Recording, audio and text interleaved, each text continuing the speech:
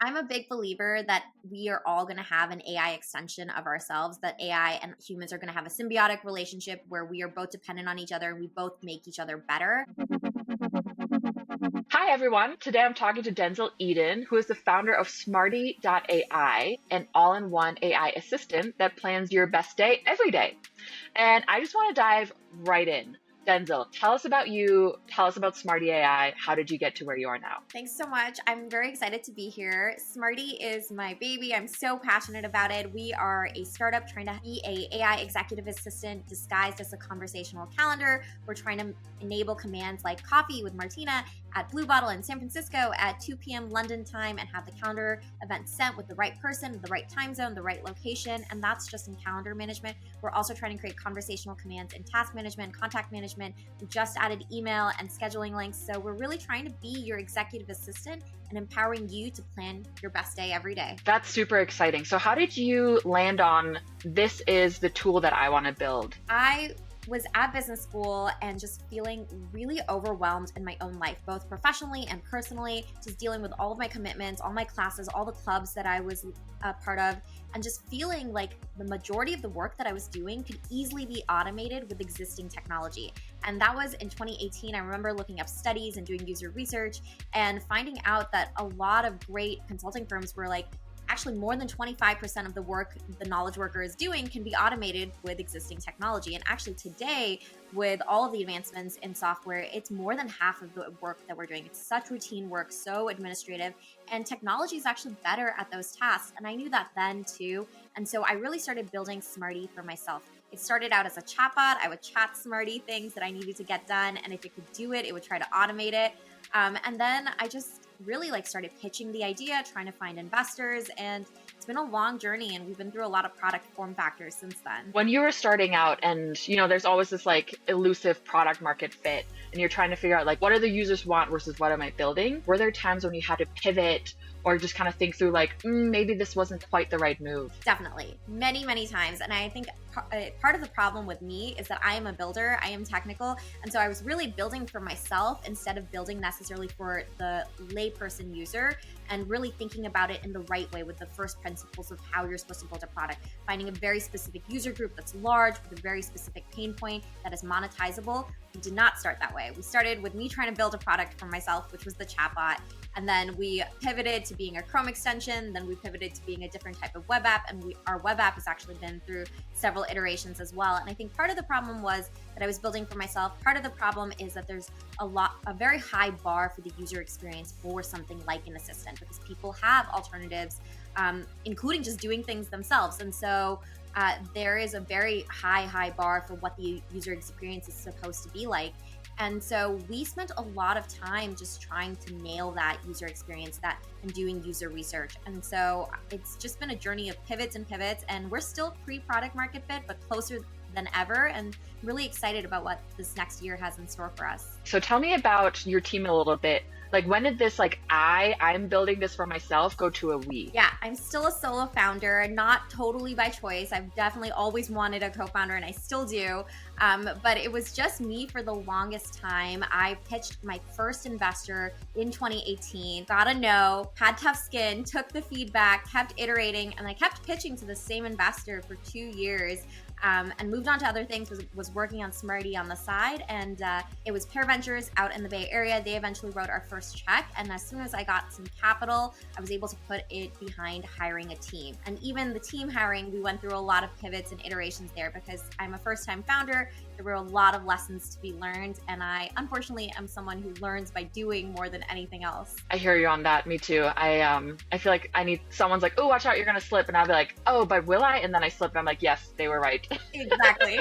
So that's how I learned. Yeah. Well, that's super exciting. So you're building an AI executive assistant, which is AI is so hot right now. Talk to us about how you think AI can redefine the future of work. I think AI is a tool like anything else. I actually heard someone recently say AI is like fire. You can use it to heat your house or you can use it to burn your house down. It is a tool. It has to be used in the right ways, but it is transformational and it is going to be transforming every industry that we touch both digitally and physically. And I've believed in that for a long time, but I feel like with the release of ChatGPT and just all the work that OpenAI is doing, it is more accessible than ever before. And I think one of the main things anyone in any field really needs to work on right now is their AI literacy, their ability to use AI tools to empower themselves. And I think that is going to become a continuously growing field.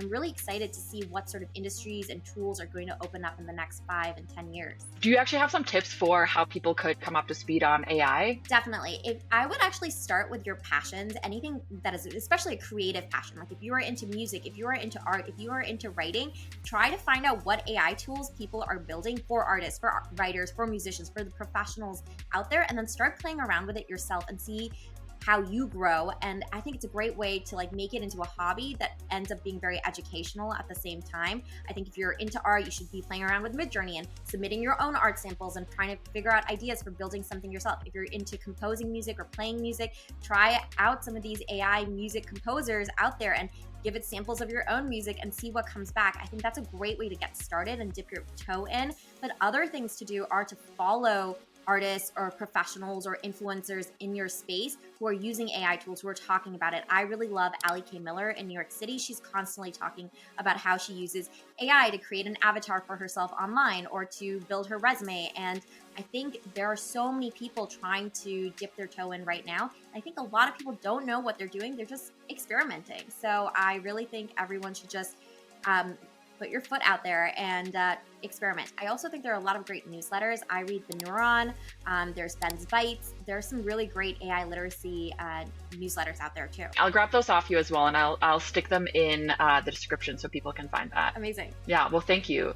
So I'm curious, like from your perspective, what are some challenges businesses could be facing when it comes to integrating AI into their operations? Because I think everyone now is supposed to have an AI strategy, but like, what do you actually do? That is such a great question. And it's actually something that all of the big tech companies are definitely struggling with. I went to a great webinar from Slack, which you can find on Slack's website, around this exact topic. And they talk about how C-suite executives at every big tech company are forcing AI integrations into every team, into every workflow. Wherever you can use AI, they're trying to integrate the tool. But the problem is a lot of their employees don't see the immediate benefit, and these companies are having a hard time figuring out where can value actually drive profitability or monetization. And so we're in this transitional period where people are trying to figure out, okay, how do we take these tools that are really powerful and then apply them to the workflows that we're already using today? And I think there's going to be a transition period there, but these tools will continue to advance and really be curated for the workers who are going to be using them. Such as Smarty.ai, which is awesome. Exactly. So we're going to pivot a little bit and talk about fundraising. You talked about how you kind of got your first check, but talk to me about like, how did you decide, okay, it's time for me to fundraise, and then how did you go about that? That's a great question. And I think, as a first-time founder who's gone through it a little bit, I have a different answer than I did back then. And so like my answer today is really, there's so much you can do to validate an idea even before you fundraise. You can create landing pages, you can build waitlists, you can build a loyal base of users who give you feedback without ever building a line of code or building a prototype. But even building prototypes, there's so many great ways to do it now with Bubble and these no-code platforms, or even just Figma, which is just a mock-up tool. There are some powerful prototypes that you can build with just interactive mockups. And so I actually think if I was going to start a second startup today, I would really spend a lot of time knowing exactly what the product looks like, exactly who the user is, and how to monetize that before I even start building. And then I would go out to fundraise once I already have all of this validation that I can show to an investor. What I did instead is I started building the product for myself. I showed my demo, even though it was extremely buggy, even though it really only worked for me, to investors, and I got a lot of feedback. And I ended up going through an accelerator, which really was to help me learn these skills that I can now talk about that I didn't have back then. And so Pear Ventures was my first check, and I needed them to go full time because I didn't know how to do the right things by myself part-time. And so they really allowed me to have that first check, to hire that first hire, and start building full-time. And so that's why I ended up fundraising. And I think a big part of the reason that I was able to fundraise was just my persistence and my willingness to continue to build that relationship and continue to show that I was taking their feedback, I was incorporating it into my workflow and my process. And so that's how I fundraised the first time. Wow, because I mean, 2 years of hearing no is a long time. I think a lot of people would have given up probably after the second or third time. So congrats to you for your persistence. It's really impressive. Yeah, I think I really believed in this future of AI, and I know I'm taking it a little back, but like I truly believe that AI has these three pillars, this idea of being predictive, proactive, and personalized. And that's what we're trying to do at Smarty. And that's, I think that's what every AI tool out there right now is also trying to do. They're trying to predict based off past data, what is future actions or what are future workflows. And then they're trying to be proactive about those future workflows. They're trying to automate how those future workflows get done. And then they're trying to personalize it to the user doing that workflow. And so that's exactly what we're doing at Smarty. We're trying to predict based off the context of what a user is doing, what they're going to do next, and then personalize those next steps to our user. And I think every AI tool at every industry is going to be doing that more and more. And I think that is really the future of AI. And I just believed in that vision so strongly. I knew that this was the future. This was the future that I wanted to work on. And so even though I had dozens of ideas, this was the idea that really kept me up at night. And I think if you're an aspiring founder, ideas are a dime a dozen. You really need to find one that you are passionate about, that you're willing to work on for the rest of your life, potentially. That's how I think about it, at least, because I think if I wasn't working on Smarty at Smarty, then I would be working on the same vision at one of our competitors or at a bigger company that believes in that same vision. That makes a lot of sense in terms of like be passionate about that one thing. And like if you weren't working on it here, you'd be working on it somewhere else. That makes a lot of sense as like a benchmark for you to think about when to take the next step. I did hear you raised $2.5 million in fundraising, and that's incredible. So talk to us about like this step from the first check versus to like actual like a full closed round. It was definitely still a journey. It still took me another 2 years from that first check to raise the rest of the round. And really, it's always the same things. You just have to be showing progress. You have to be cultivating your network and meeting the right people. And you need to constantly be showing validation for your idea. And really, for a venture business, you need to show how big the market is. How big can your product be? It's very different than a lifestyle business where it's enough for you to be profitable, but it might not be the next unicorn. You really need to build up this data and validation around how your company can be the next unicorn. I think that's what's really exciting for any venture investor. And so really, it took me a long time to understand that framework, but it's come together through persistence, network building, and progress and research. Talk to me like lessons learned fundraising. If someone were to start fundraising right now, what would be like the one thing you would tell them that they need to know about? The biggest thing I think is to never take a no personally and to realize that it's just a no right now, not a no forever. When an investor says no, there is a reason, there's a why behind it. So don't take it as a personal reflection of who you are today. It is just a chance for you to get feedback, to build a tougher skin, and then to continue iterating, and then hopefully convince that investor in the future. I think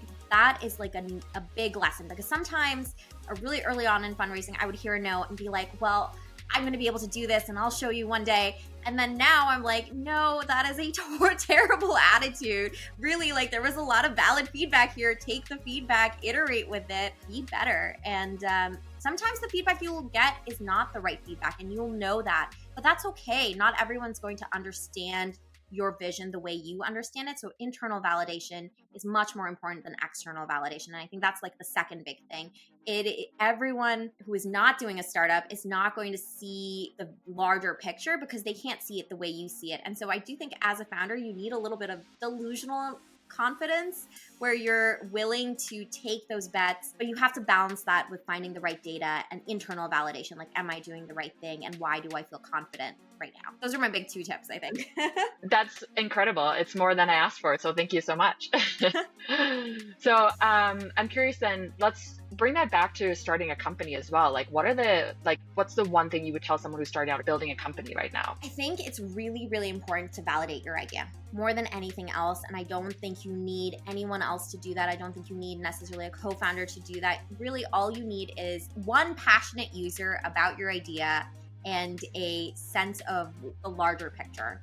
And then you can execute from there. And I think really do everything you can to validate. There's so many great resources today around how you can validate your idea. And so that should be your only focus. And if you can make money, if you can make revenue, even if you're doing something manually in your startup, then you should definitely chase revenue. I think it's really important right now. I think the fundraising climate has shifted so much from when I've started, and there was a large focus on growth beyond all costs, and now it's all about revenue at all costs. Thanks for touching on that as well. What about a time where you just like totally messed up, where you're like, oh my goodness, I can't believe this just happened? I have been doing this. I feel like it feels like a very long time, and I still say we're still so early, and every year I tell myself I wish we had been at this point a year ago, but then I have to find gratitude in the fact that a year ago I would have been so happy to be at this point. But I definitely made some mistakes that made those years seem longer than they should have been, because as we've already kind of touched upon, we've been through so many different product form factors, and a big reason for that was not hiring well. I think really when I got that first check, I was like, okay, we need to be building right away. We need to like put all of our energy into like moving as fast as possible without actually knowing the right direction that we were moving towards. And I think there's a really great idiom where like slow is smooth and smooth is fast. And I wish I had taken that to heart a little bit earlier in my startup career, because if we had found the right team and we had found the right user research at the right time, and then really taken our time to get to a high level of confidence that this is what the product should look like, this is what the team who needs to work on this should look like, and this is the North Star vision that we are trying to hit, and this is the first milestone to get there. I wish we had taken the time it required to get that confidence before we started building. And so that has definitely been my biggest mistake. We've been through many different teams since then. So now we have a small but full-time team across the world.